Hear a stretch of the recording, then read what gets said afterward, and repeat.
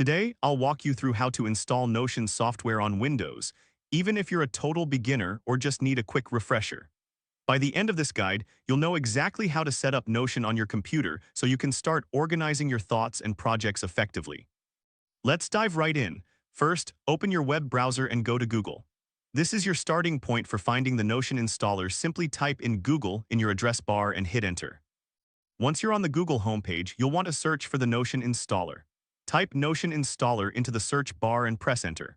This search will lead you to the official Notion download page. Don't worry if your dashboard looks slightly different, as it may vary depending on your browser settings.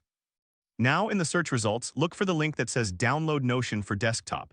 Click on that link. This will direct you to the Notion download page where you can get the software specifically for Windows. It's like finding the right key for your door. Next, you'll see a button that says Download. Click on that to start downloading the Notion installer. Once the file is downloaded, locate it in your Downloads folder and double-click to open it. After opening the installer, follow the prompts to install Notion on your computer. This process should only take a few moments. Once the installation is complete, a pop-up window will appear asking for your credentials.